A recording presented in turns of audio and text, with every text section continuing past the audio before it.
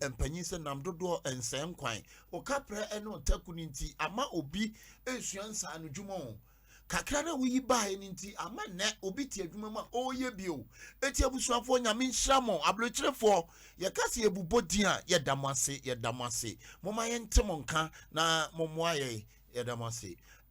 de obobo ma boafo no so din kakra na ye de akọ de di kan no menka efia hayeti sanity obi a Yankopon adom nyame ama ne nhurumu ya otimi sayare ya eni ye kase honhomo yare pa dia oye number 1 ya odin haban angelic herbal center maami nukunu eye obi a den nyina Ghana ha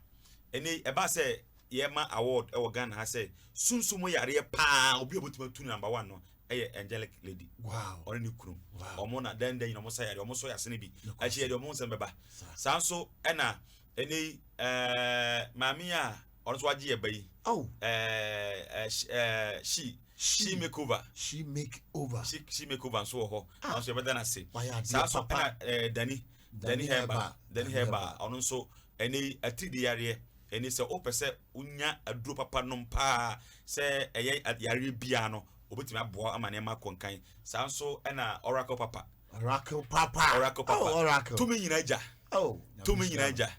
ono so eboa ebi enti ache edo mu nsem nyina beba na yehudie ko na yeguso ayekoso nyina no obi a ono so pese oboa na especially say program we no obe sponsor on say ye say yenkotia drumra ye de internet tola bi ayema no nyamanum ne kure ni aya na ye bre no yete ubeye bibi kakra eti ye be sponsor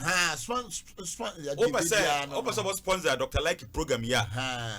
and the ba abe sponsor Dr. Like program ya ye program no kono me the number betudwa na wa frɛ say bia me pese me be sponsor Dr. Like program no me pese Dr. Like na ankasa edi na no ka me product no ho asem mame eti ba you know we didn't come now our sponsor program na aye kama pa enti akosi am say ene de o kakra no ntino am so wako wabedwa force na fi ya din komo yo offer shefo ya ma wache meji obi anso ahwefo mo hwe nyina meji chia obi anopai yo offer shefo on say nansan ya start program bia obi a oni insanu djuma a opeso osua djuma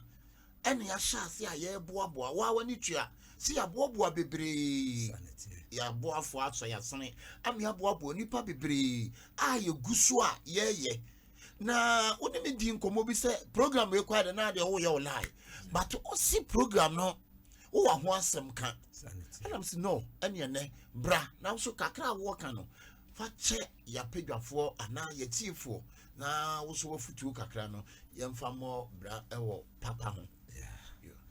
na SHIFO bakasa area I say gunshot so your man akwa na na say unsa ananso ofia ye misade ye sabe wa hene tenta senior man wo sha ho wa hene ba kakra be na be ka kire unuanom edikan mechia ya hwefo ne atifo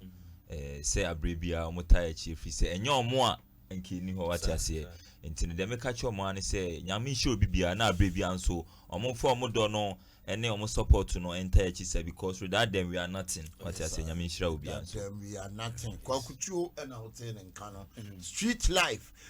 she mayenti u kakra meka ne say program we eye pa ebeboa oman no ene say nipa bia utiwi ase a oye wadwen say oye adoye na adoye ne nso ebeboa dachi bi kra nya wo kra na nchirima no nso beka say there be me bua ni pass mercy e bi kra na wuni okra o ma anase wunua bia na wabusuani bi no okra wa ye me papada ntimi so se me ye dey me bua no enti sa program wi amafa atom ho so no I like o ye no ebebua wi ase afa na ba bibia na me meka hye ni petitru bia se wo ye papa menhwe akire ana menhwe nchen wo de ye wadwen se wo ye wo papa na kwa wanim na dachi bia na so mfa so tu de ubedi mimi si say me boaboa nipa bebre me boa nipa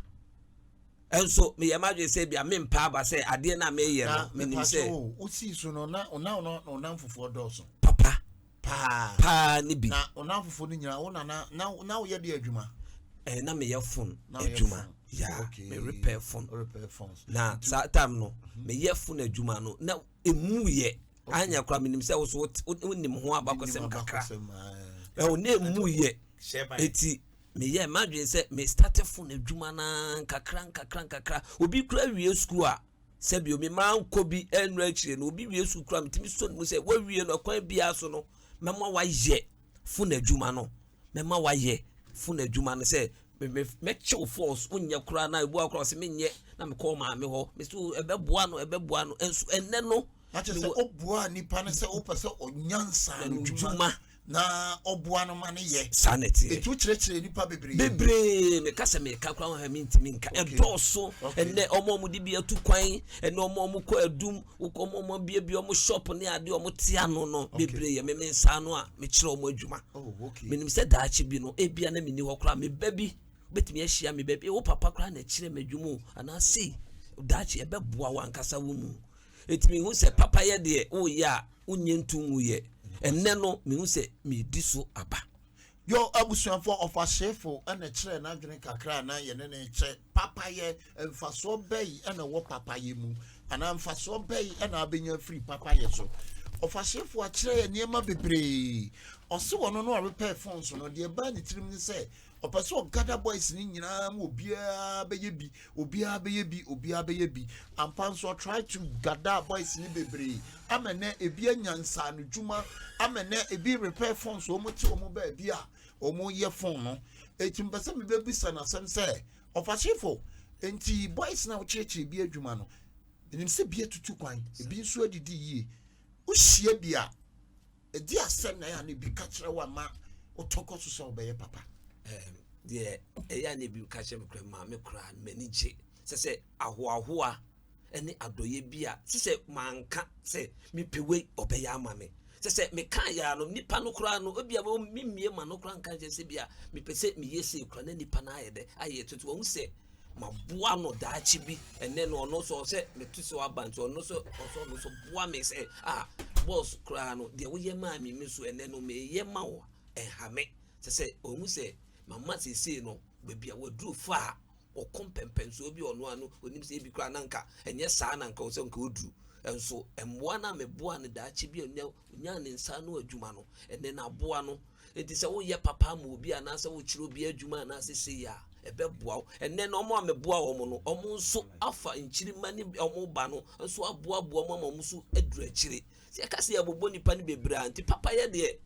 like wo ka se wo ya me ma ne haw wo de ye wadwe se wo ya menyankopon na daachi bia no obete so aba papa ye no me de me ka hye wiase afa na ba bibia wo bia se wo ye papa ye memfa wadwene enko bia so se me ye ama menya wi anase da bi wo de yi wani na ye enti se program ya wo ye so bia pese ono nso obe sponsor se wo ya adoye a onyi nani anase me manyenya hwe da bi me nya ho hwe enso obete so aba de wo ye bia no koso na ye de ye papa de ye pa abusuafo no maka cho se media ne Dr. Like betuma from me Mansa Musa program ya ye debra we street life ye no Angelic TV ho ane ye no ye program ye bibia ye fapem ane ye ni so ade hunu nyina ne se wo a o pese wo ye nsa no dwuma obi wa wi school wotifie oni buafo bia wode ne koto nsa no dwuma obi wo nso atese oni abusua oni buafo bia wode ne koto nsa no dwuma obi wa wonya painting anka obeye obi wa wonya mason adwuma anka obeye obi wa wonya driving anka obesua obi wa wonya yade ye anka obesua obi wa wonya hairdressing kra na anka obosua boafo no hwan ya ntina me ni menuanom ya fatu ye ho so eye efiada anopa 8 ya tra Angelic TV pense mu aboa amanfo kopem anopa 9 ne de ebre no abawiye eti utie mi a hwe number na egu screen na se no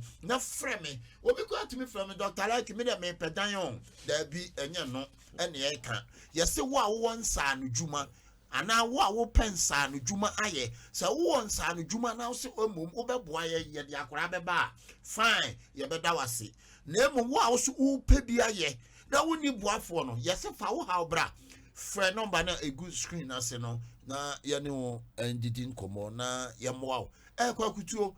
of SHIFO a kyerɛ papa ye so mfaso Oso betumi abie so kakra